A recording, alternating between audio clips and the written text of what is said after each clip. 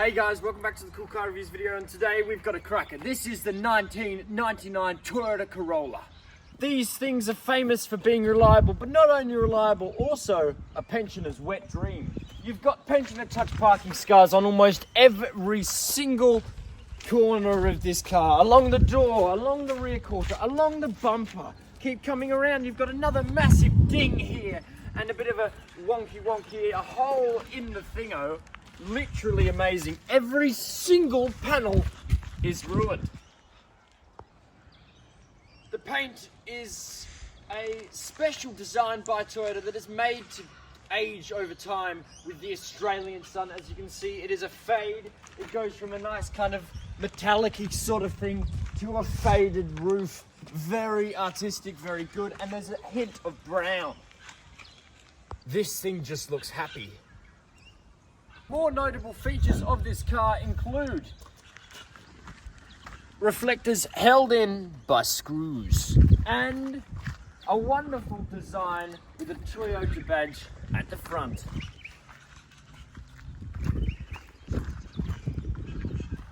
Around the side here, it's featured with weirdly bald tyres on the outside and very much tread on the inside.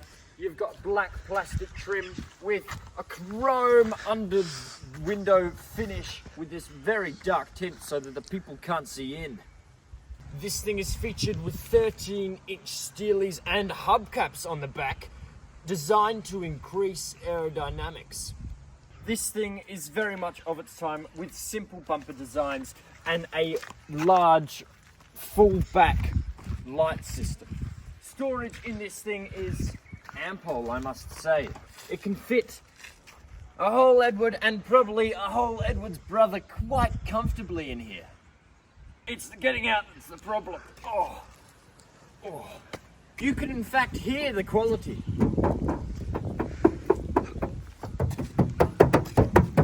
This is quality at its finest. In the back seats, it is as bare to bone, basic as you can get. You've got these wonderfully cool cloth seats, and this door card has a bit of vinyl trim on the top and a nice little plastic door handle with Club Sport window winds.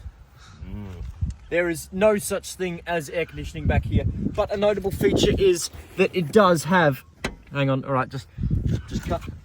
Rear legroom is actually not too bad. That's in my normal sitting position. I'm 6'2". My head is touching the roof when I'm all the way back. But the foot room is really good, and the knee room is brilliant. It is very basic though. You got no air vents or anything, so it's all just raw dogging it. But one thing it does have that is quite good, it doesn't have airbags, but it does have a 3-point seatbelt for the middle passenger, which is unheard of its time.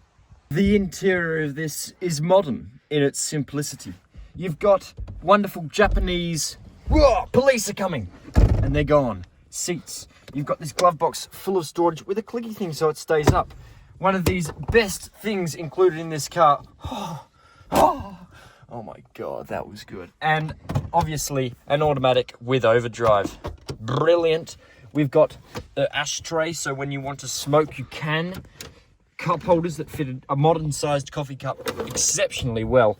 And storage so you can fit unordained objects. You've got basic climate control because you have control over the climate that you're going to be in with air conditioning that blows cold, and a wonderful designed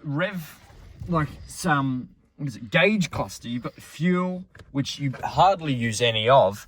Your speedo 246,000, and it just doesn't look it, does it? No cracks in the dashboard. It's just bloody brilliant with vents everywhere. Look at that storage owner's manual. Funny thing is, not sure if this was included with the Toyota, but in this pouch, for some weird reason, you've got secateurs. So if you need to trim the roses or your bush when you're broken down on the side of the road, you can. Going back to the driver thing, you've got the typical Toyota. You can put the steering wheel all the way up, so it's like you're driving a bus. Just put that back down so we don't feel weird. And these quite nice luxury feeling indicator stalks and everything. No cruise control, of course, because it is a base model from 1999, so you just don't get any of that nice equipment. Yeah. Another notable feature is this one has been fitted with an aftermarket stereo with Bluetooth capability, so you can pop all your banging tunes. Underneath this thing, you're fitted with a 1.6 litre oil burning 4A FE engine, 16 valves, electronic fuel injection. The weird thing was the engine before this was so much better. You could get a 4A GE. You could get those with a 20 valve setup, so 5 valves per cylinder, tuned by Yamaha. They were an exceptional car, but this thing is far from it. Leaks coolant, burns oil, or drinks oil more like it. But if you think about it, that's just doing a constant oil change. So servicing isn't a need with this car. Another wise feature of this car is recently, I'm not sure how recently, but the reason why it doesn't warm up is because the thermostat is completely fucked. So it's open all the time, which in a good way means that you're never going to be overheating. Let's hear how this puppy roars.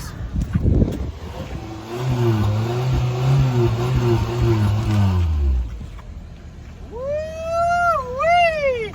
Oh, she sounds good, baby!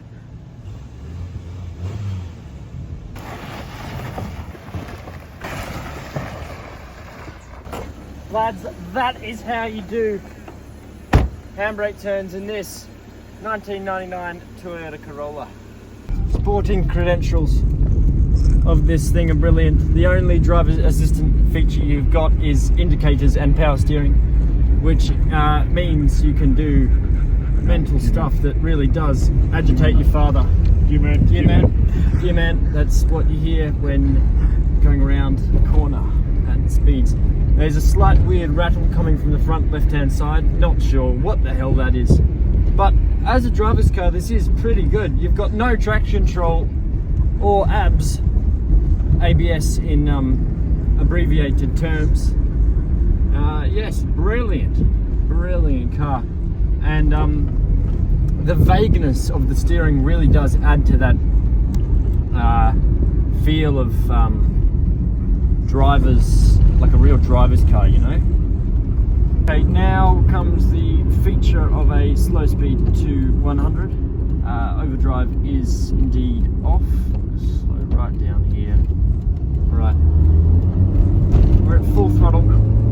There is 60, and as the revs start to pick up, you do start to feel the car getting into the torque curve. And there is 100. We got there. Toyota did actually design this car so it would be able to merge onto highways eventually. That was one of their main selling points, that it could get up to 100. Yes, very good. And with overdrive, of course, it does drop the revs to about 2,500 on like going 100 or something, highway speeds. Brilliant.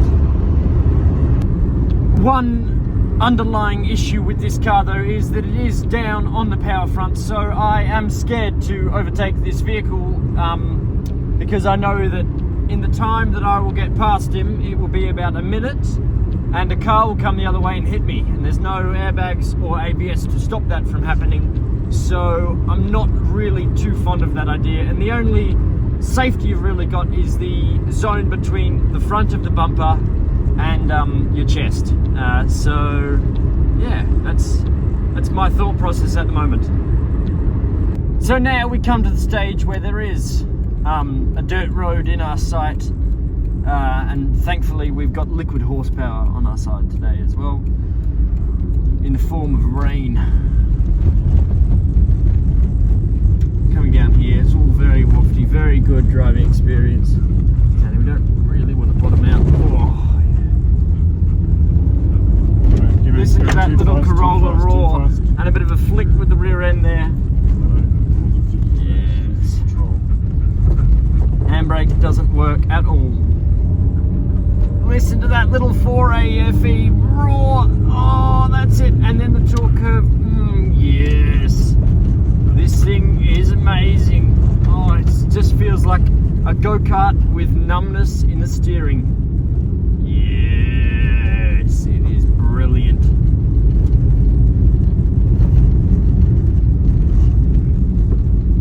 Came up to a sharp turn. I wonder what I'm going to do. Quick rip of the handbrake, really get the rear end swinging and knowing what to do. Bit of off-roading here. Don't worry, we can take it at normal speeds. Just remember, this is a Toyota Corolla, not something to worry too much about. Big holes, nothing scares this apart from the roadworthy center. Oh yes, here we go. Just coming up this hill, you need to gain a bit of speed. Whoa! Oh, it's run it out. And we've done it.